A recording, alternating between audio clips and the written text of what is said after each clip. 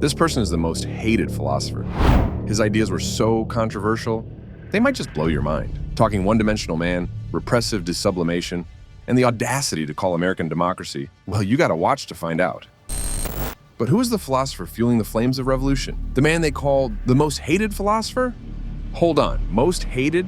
In a world fighting for freedom, how could a philosopher be so despised? Well, because Herbert Marcuse wasn't your average armchair thinker. He dared to challenge the very system we thought was liberating us. Act 1. Escape from the happy machine. Imagine a giant machine, a well-oiled system designed to keep you comfortable and content. This machine dispenses the latest gadgets, the hottest trends, and a constant stream of entertainment.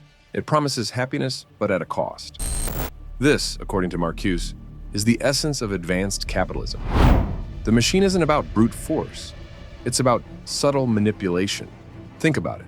Advertising bombards us with images of perfect lives achieved through the newest product. Social media creates a constant need for validation through likes and shares. We're conditioned to want more, even if it doesn't bring lasting fulfillment. Marcuse called this repressive tolerance. The system allows you a certain amount of freedom, as long as it doesn't disrupt the machine. You can choose your brand of sneakers, but you can't question the very system that creates the need for them. The result? The one-dimensional man. He or she is a cog in the machine, lacking critical thinking and the ability to imagine a different way of life. They're content, but not truly happy. But Marcuse offered hope. Escape from the happy machine is possible. It starts with critical thinking, questioning the messages we receive, recognizing our true needs, and challenging the status quo. Act 2. False needs and manufactured desires. We've talked about the happy machine, but how exactly does it create these false needs and manufactured desires? Let's dive deeper. Take social media, for example. It can be a great tool for connection, but it can also create a distorted reality. We see curated feeds filled with perfect vacations, flawless selfies, and seemingly effortless success. This fuels envy and insecurity, making us feel like our own lives are lacking. Suddenly, we need the latest phone or designer clothes to keep up, even if it doesn't bring genuine happiness. Advertising is another master manipulator. It plays on our emotions and insecurities, creating problems we never knew we had. Think about all the commercials that focus on social anxiety or physical imperfections.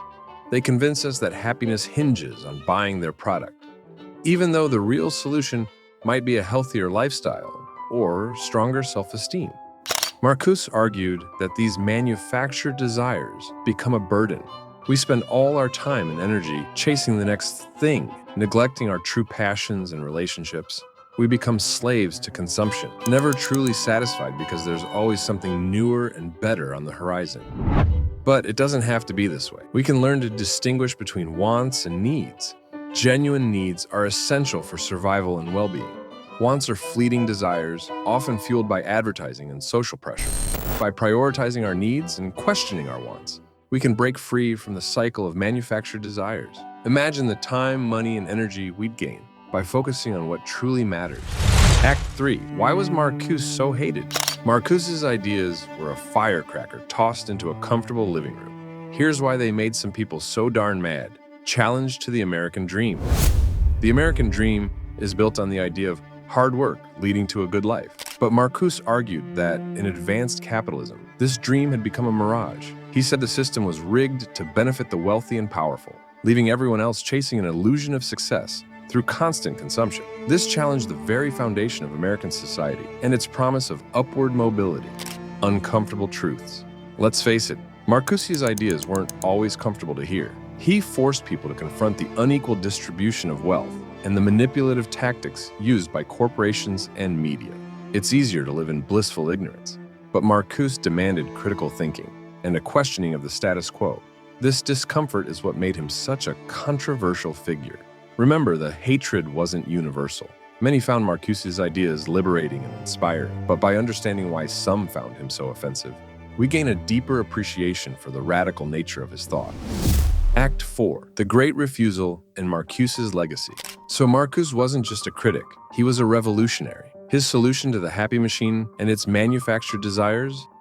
The Great Refusal.